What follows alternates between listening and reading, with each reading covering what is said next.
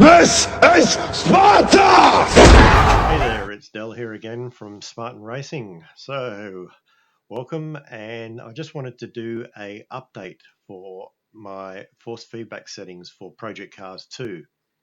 So there's a couple of people on YouTube that have already posted this, but I just didn't want to get left behind, so I just thought that I'd put this on my channel as well. Previously, I'd spoken about using the Jack Spade files to help with the force feedback and the feeling through the wheel. But there's a new player in town, and he goes by the name of, let's have a look here, Christiaan's Pure FFb. And these are really good.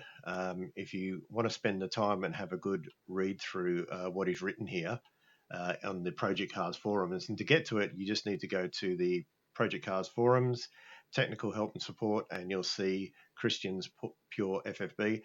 This guy's a genius. He's done some great work and quite a detailed explanation of what he's actually done to correct some of the flaws in previous force feedback files that have been available.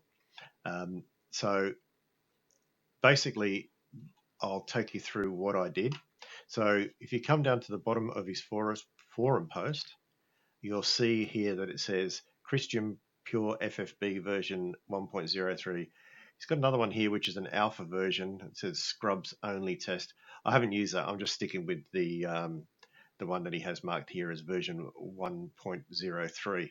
So if you download that, and when you download it, it'll download into your downloads folder. You just unzip it, and you're presented with three files: a gear-driven file, standard belts, and direct drive. So if you go to the standard belts and direct drive, and remember I'm using the Fanatec DD2. So if you've got a CSW 2.5 or V2, this works as well. And this is the FFb file. So if you right-click and copy this file, go to your Documents folder, Documents, hello, there we go, and go to Project Cars 2. All you do is you copy and paste this into here. I've already done it, and this is the file that gets pasted. Now, from this point, we'll load up Project Cars 2. I'll do it without VR, just because it makes it easier for screen recording.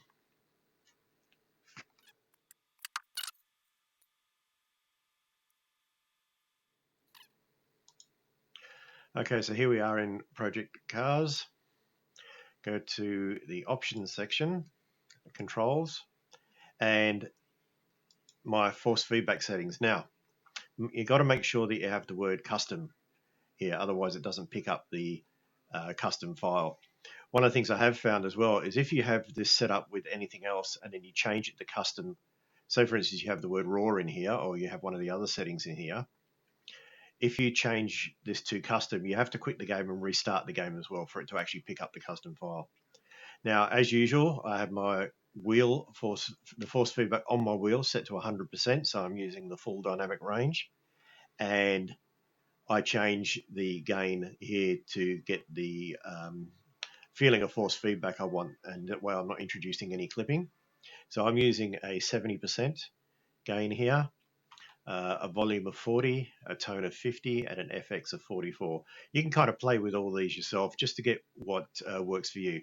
This just happens to work for me. It's not gospel. It's just what I find works for my settings and the way I like to get feelings through the wheel. All this is completely up to you. So play with it and come up to what is, what you want. Once this is done, I go to my usual testing and load up the GT3 in, normally I'll do it in Monza. Let's go to Monza and select that and start it up.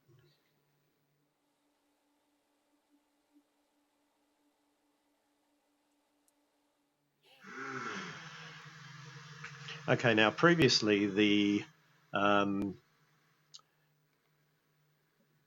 GT3 in Project Cars has always felt to me a bit on the mushy side. It feels just I don't know, it hasn't got that real nice snap that the GT3 has in iRacing or in Assetto Corsa.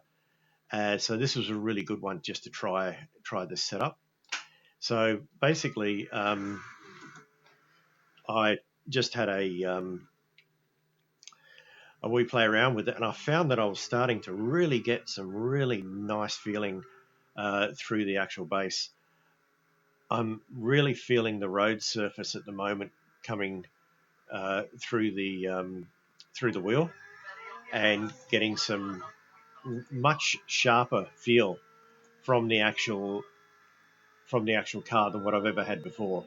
So, like I said, this is one of those things that you're going to play with the tone effects, and you're going to play with the flavors, and oops, not a bit too much, and really start to get a feeling for what what this force feedback file could deliver for you.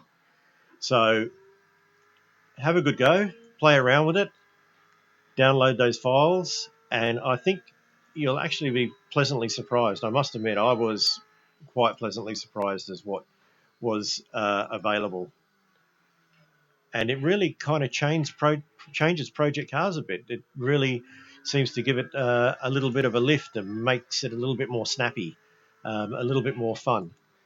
I was starting to get a bit disappointed with it because, unfortunately, it looks like Slightly Managed Studios or WMD or whoever they aren't really supporting Project Cars too much more, which is a shame because they've got a fantastic sim here and they could really develop on it rather than worrying about mobile apps. But hey, I'm not trying to reinvent the wheel here, just trying to get a better feeling from the actual sim itself, because I do like Project Cars 2, but it has been lacking something, and this has sort of breathed a little bit more life back into it for me, so I'm pretty happy.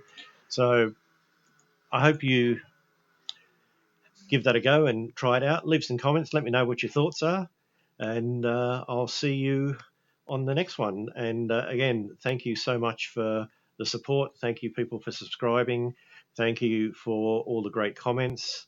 And hit that subscribe button, and I hope you enjoy. Bye now.